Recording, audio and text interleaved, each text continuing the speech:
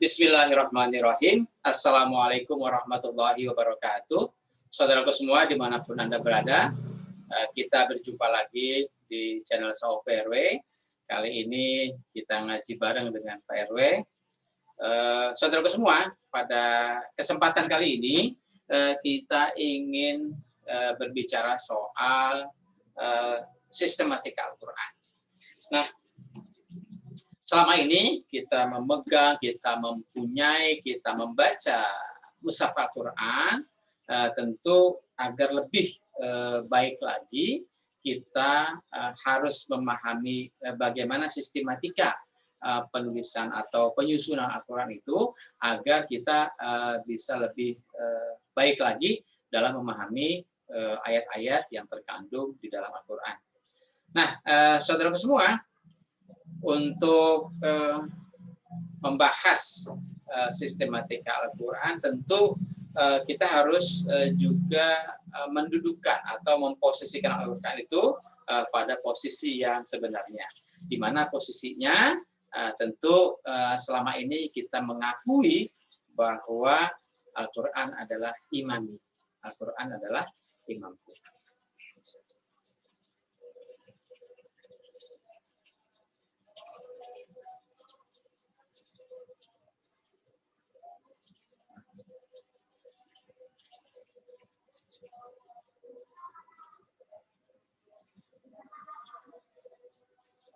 Ya, saudara semua, sistematika Al-Quran atau mushaf Al-Quran yang kita hadapi selama ini, bagaimana sistematikanya? Nah, artinya sebelum kita memahami sistematika itu, kita harus juga memahami posisi kedudukan Al-Quran dalam kehidupan kita. Nah, kita ini sudah memaklumi, kita sudah memahami, dan kita sudah bahkan mendeklarasikan, menyatakan bahwa Al-Quran sebagai imam kita, sebagai pemimpin kita. Nah, seperti apa sih Al-Quran imami itu?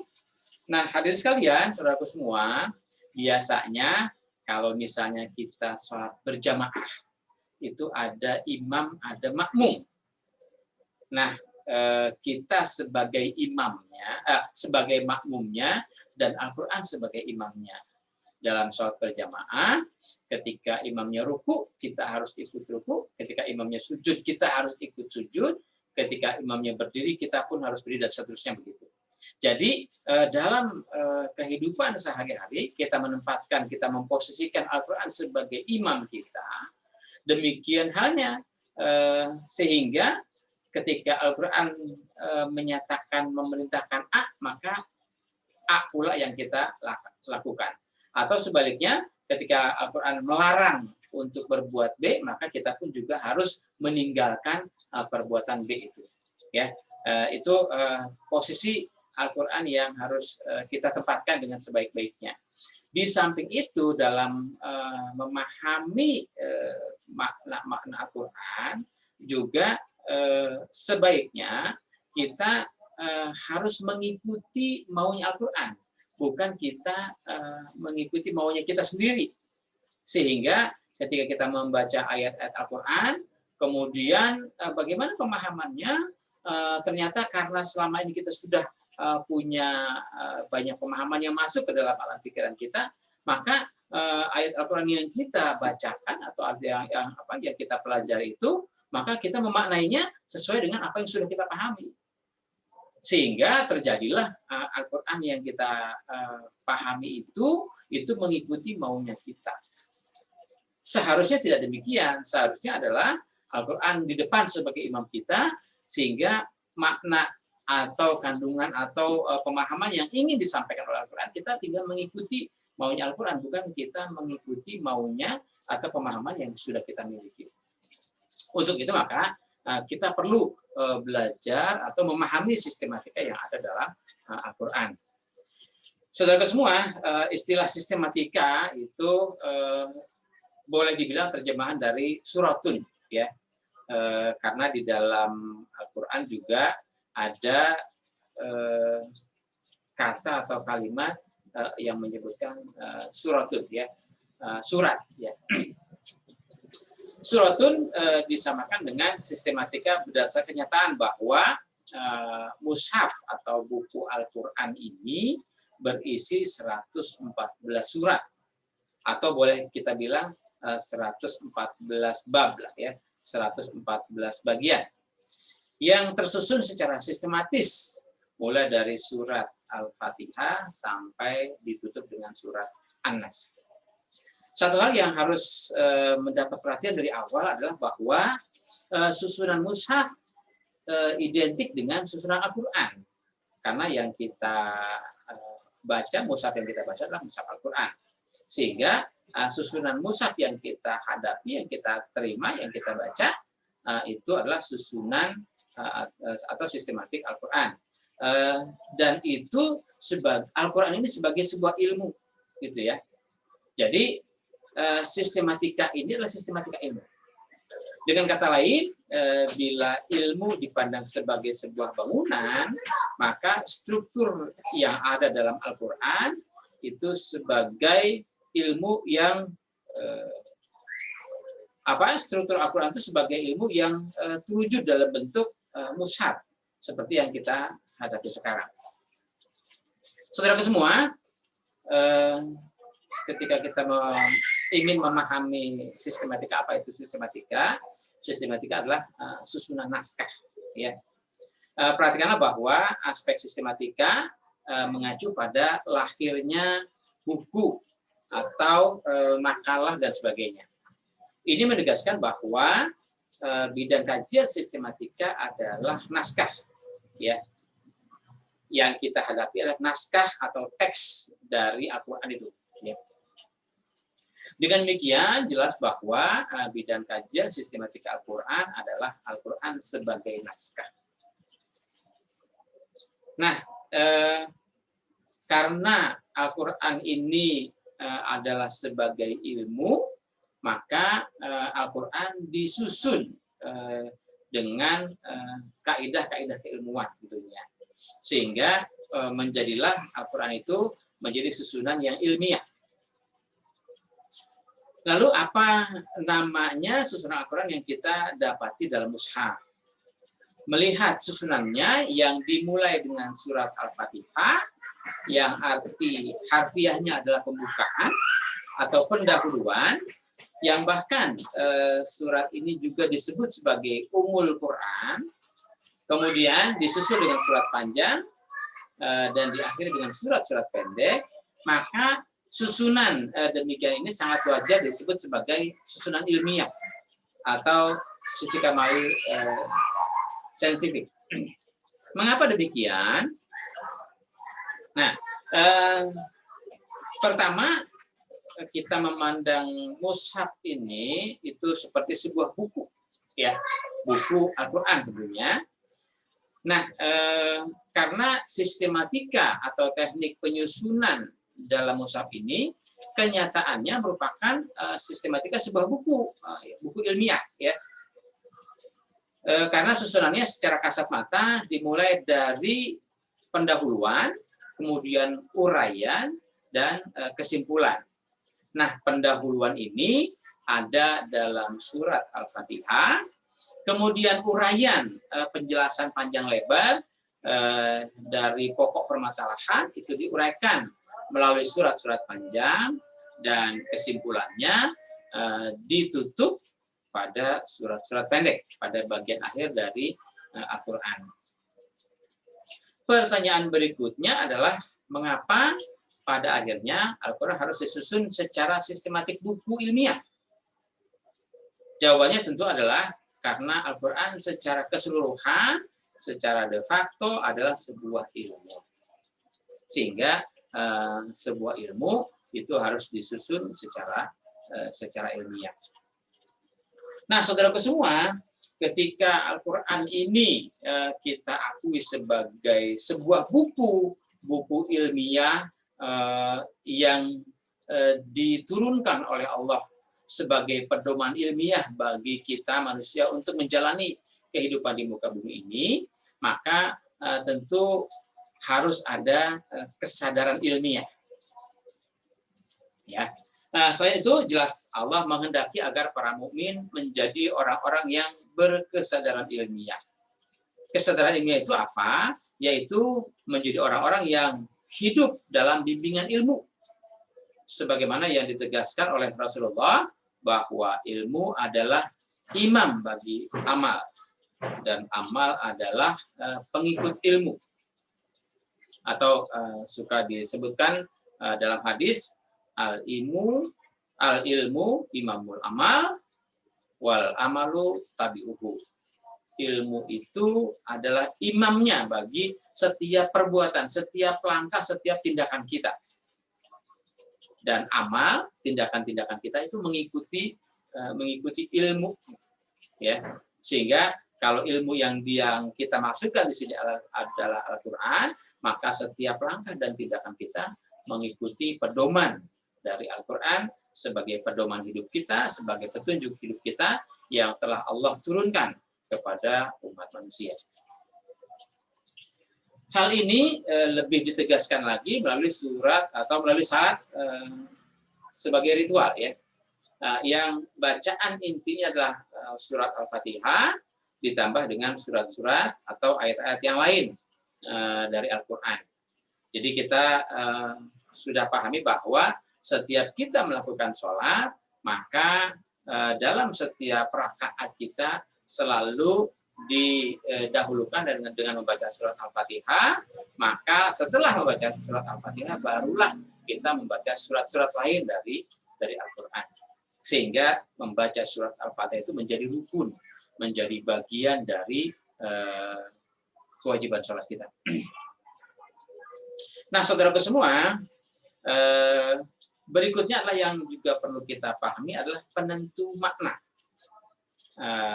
Apa itu penentu makna? Hal yang perlu digarisbawahi di sini adalah bahwa narasumber merupakan penentu makna dan tujuan dari sebuah wacana atau ajaran atau teori atau informasi yang disampaikan. Jadi saudaraku semua, ketika kita membaca sebuah naskah, ketika kita membaca sebuah teks, tentu mengandung banyak makna, mengandung banyak arti. Dan ketika kita ingin mengambil makna, ingin mengambil arti, ingin memahami apa yang dimaksud dari teks atau kandungan itu, tentu ada pihak yang menentukan makna itu harus mengikuti apa, ya. Misalnya begini, dalam kehidupan keseharian kita punya banyak istilah, ya. Kita punya banyak istilah, yang istilah itu juga masing-masing pihak punya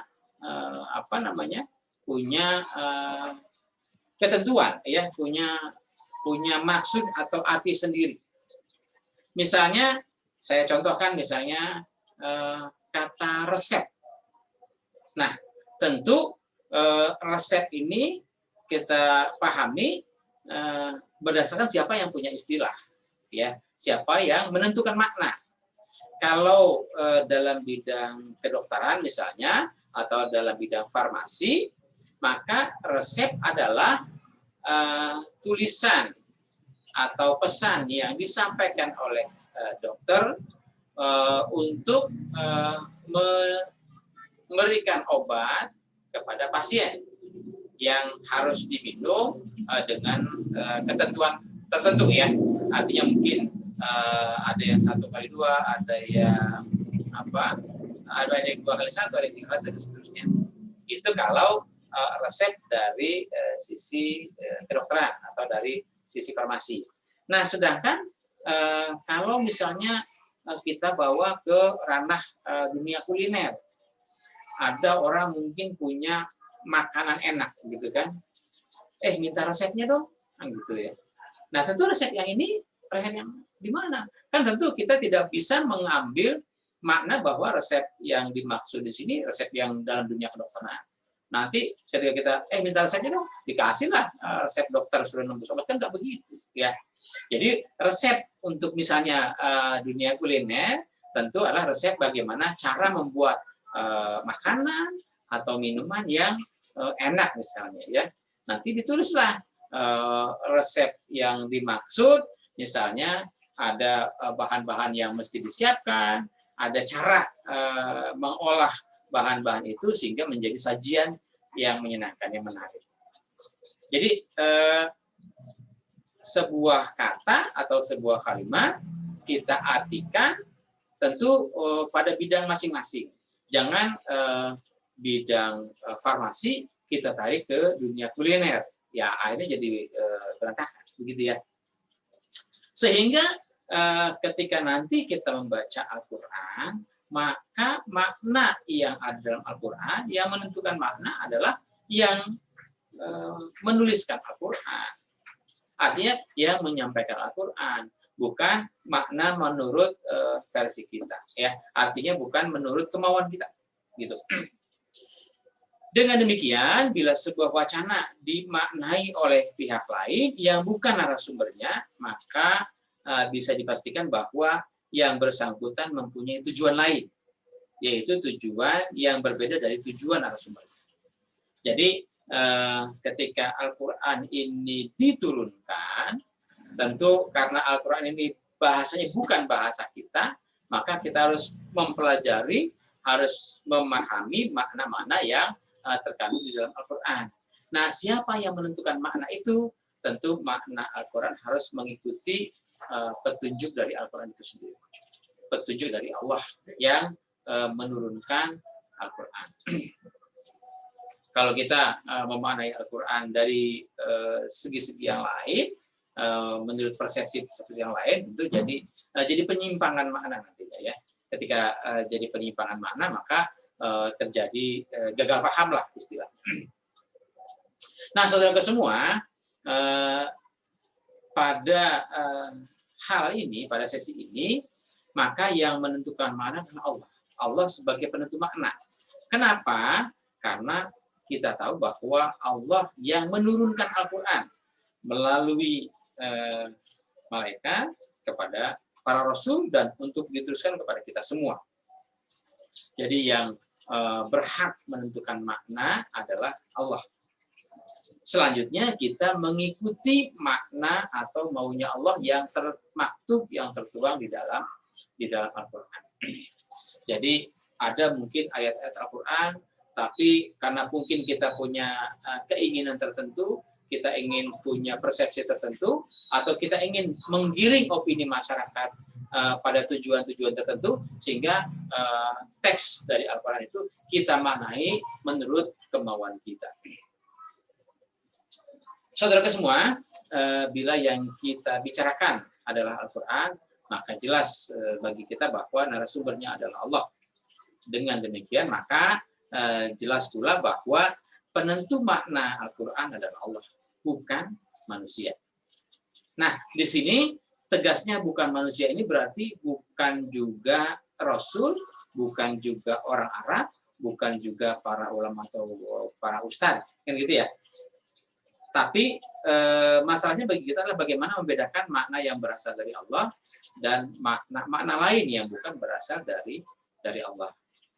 Jadi saudaraku semua, memang untuk mengkaji ilmu tentu kita harus belajar dari sumbernya, ya. Yang mengajarkan kita, memang kita tidak bisa belajar langsung kepada Rasul, kepada Allah, tapi kita belajar dari para alim ulama, para ahli ilmu. Nah, dari belajar itu tentu makna yang terkandung, kita diajarkan bagaimana cara, bagaimana mendapatkan makna yang Allah kehendaki. Karena terus terang memang zaman ini banyak orang-orang yang mengaku ustadz, yang mengaku ulama, tapi tujuannya adalah untuk menggeser pemahaman makna Al-Quran sehingga akhirnya kita menjadi tersesat dalam pencarian kebenaran kita. Saudara semua, jadi pada posisi ini Rasul pun mengikuti maunya Allah dalam memaknai atau memahami Al-Quran, harus mengikuti petunjuk Allah. Kemudian para ulama atau para asatis dan sebagainya juga ketika memaknai Al-Quran bukan menurut kehendak mereka, ya, bukan menurut keinginan mereka, tapi mereka juga harus mengikuti sunnah-sunnah yang ditunjukkan oleh Rasul dalam memaknai Al-Quran ini. Saudara semua, pertanyaan ini tentu harus kita pelajari dalam cabang ini, yaitu sistematika Al-Quran. Sehingga dengan kita memahami bagaimana sistematika Al-Quran, mudah-mudahan kita juga bisa memahami bagaimana alur makna yang dikehendaki oleh sang penentu makna.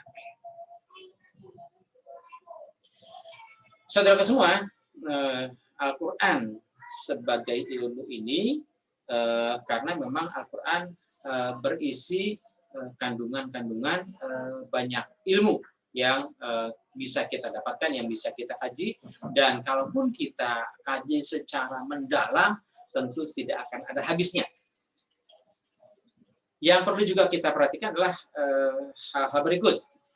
Yang pertama, bahwa Al-Quran sebagai ilmu mewakili sebuah ide, sebuah gagasan yang utuh. Jadi ketika kita menghadapi mushaf Al-Quran, maka ini ada gagasan, ada ide yang ingin disampaikan. Tentu ini gagasan atau ide siapa? Ya, karena ini Al-Quran berasal dari Allah, maka ada ide, ada gagasan yang ingin Allah sampaikan kepada umat manusia. Sebagai Sang Khalik ingin memberikan petunjuk pedoman hidup bagi umat manusia sebagai makhluknya. Jadi ada gagasan, ada ide yang utuh secara keseluruhan yang harus kita lihat, yang harus kita pahami, sehingga nanti ketika kita memahami atau kita membaca Al-Quran, ini gagasan utamanya apa, gitu ya. Sehingga nanti dari gagasan utama itu barulah kita bisa mempelajari gagasan-gagasan lebih rinci, lebih detailnya. Kemudian yang kedua, bahwa definisinya sebagai ilmu adalah rangkaian keterangan dari Allah yang didukung oleh fakta-fakta ciptaan Allah.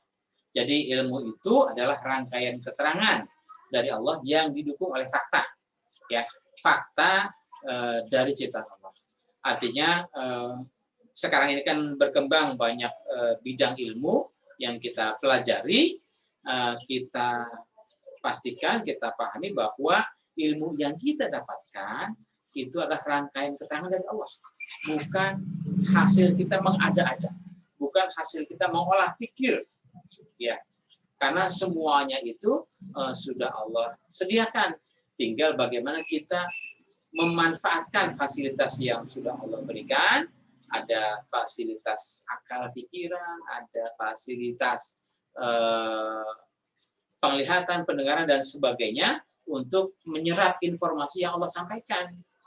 Memang tidak semua informasi yang Allah berikan dalam bentuk tertulis, dalam bentuk seperti mushaf yang kita hadapi. Tapi banyak juga informasi-informasi yang harus kita pelajari, harus kita pahami. Ada informasi yang tertulis, ada informasi yang tidak tertulis. Saudaraku semua, mungkin katakanlah kalau dalam kehidupan berbangsa kita mengenal misalnya ada Pancasila, ada 5 sila, itu yang menjadi gagasan utama, ya, gagasan utama dari para founding father bangsa kita dalam rangka mendirikan atau mempertahankan dan melanjutkan kenegaraan ini, sehingga perlulah dibentuk landasan berbangsa, yaitu ada Pancasila sebagai gagasan utama. Selanjutnya Pancasila sebagai gagasan utama diuraikan, diperjelas pada gagasan-gagasan berikutnya yang tercantum dalam Undang-Undang Dasar 45 misalnya. Selanjutnya nanti gagasan utama Pancasila dan Undang-Undang 45 itu nanti diturunkan lagi uraiannya pada undang-undang atau peraturan pemerintah yang lainnya. Nah, demikian halnya juga dengan Al-Quran. Al-Quran sebagai gagasan utama, tapi gagasan apa nih yang harus kita ambil dari Al-Quran itu, sehingga kita bisa memahami ini gagasan utamanya apa, kemudian gagasan turunannya atau uraian-uraian detailnya seperti apa. Saudara semua, ada dua bentuk susunan ya yang selama ini kita pahami dari Al-Qur'an ya.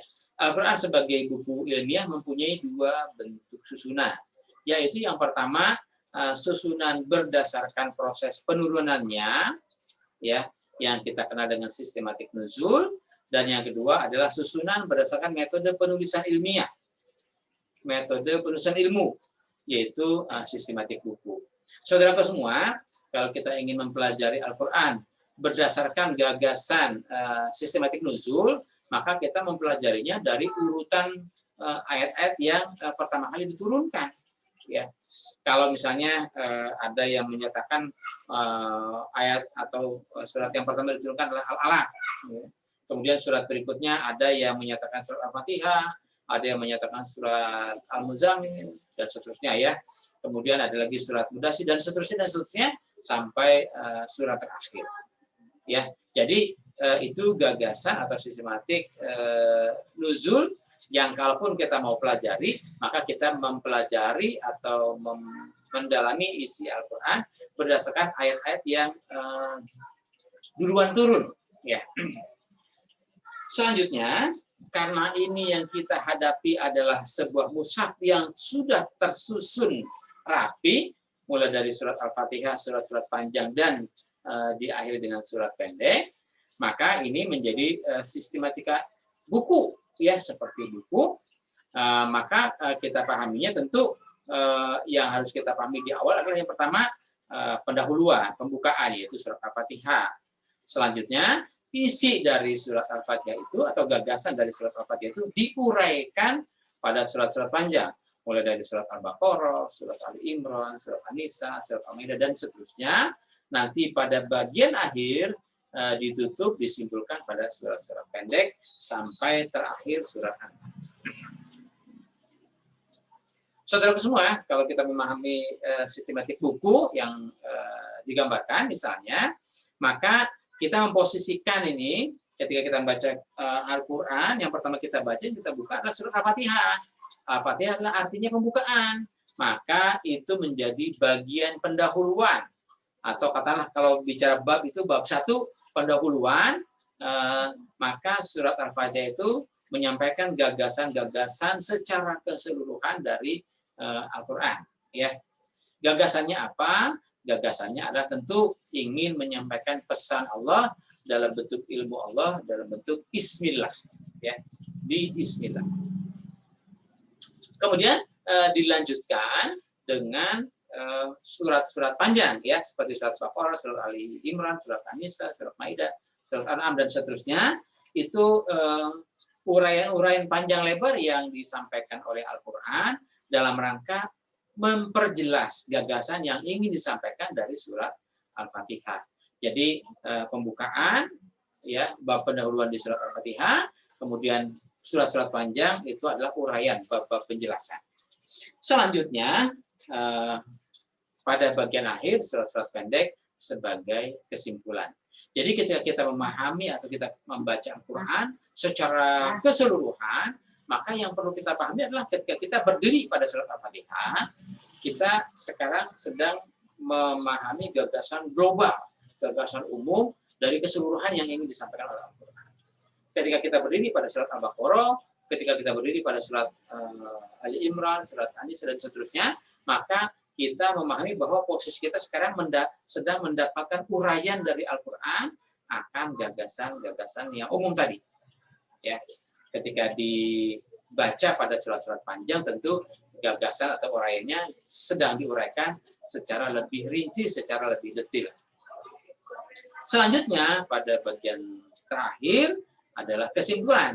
Jadi ketika kita berdiri pada surat-surat pendek, maka kita pahami bahwa posisi kita adalah sedang berada dalam poin-poin kesimpulan dari gagasan utama yang disampaikan di surat Fatihah, dari uraian-uraian panjang lebar yang sudah dijelaskan dalam surat-surat panjang.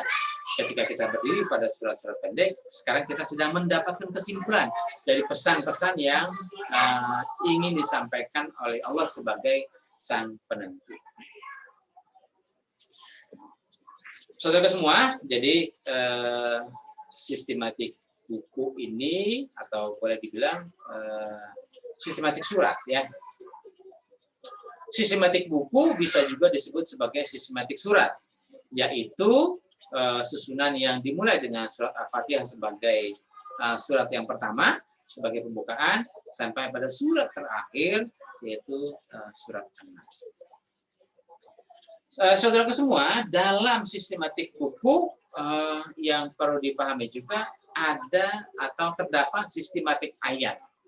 Artinya begini, ketika kita mau menghadapi mushaf Al-Quran sebagai sebuah buku, di depan surat Al-Fatihah sebagai pembukaan, pendahuluan, kemudian surat-surat panjang sebagai uraian dan surat pendek sebagai kesimpulan, itu kalau kita memahami mushaf sebagai sebuah buku ya, sebuah buku karya ilmiah.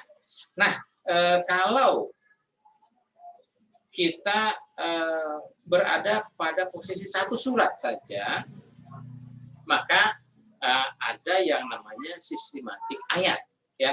Jadi dalam sistematik buku atau sistematik surat terdapat sistematik ayat. Sistematik ayat itu kalau kita hanya membahas atau memahami satu surat saja dari Al-Quran ya. Jadi di dalam sistematik buku terdapat sistematik ayat, yaitu susunan ayat dalam setiap surat yang masing-masing menjadi yang pertama. Nah, kalau kita pahami satu surat saja, maka pada surat itu, pada surat tertentu yang kita sedang kaji itu, maka ayat-ayat bagian awal itu adalah sebagai gagasan inti. Ayat-ayat berikutnya itu adalah sebagai uraian, dan ayat-ayat bagian akhir itu adalah sebagai kesimpulannya. Jadi saudara semua, sekarang kita sudah punya dua sistematik ya, sistematik buku atau sistematik surat. Surat mushaf sebagai keseluruhan, maka yang pertama surat Fatihah sebagai pembukaan, surat-surat panjang sebagai uraian, dan surat pendek sebagai kesimpulan.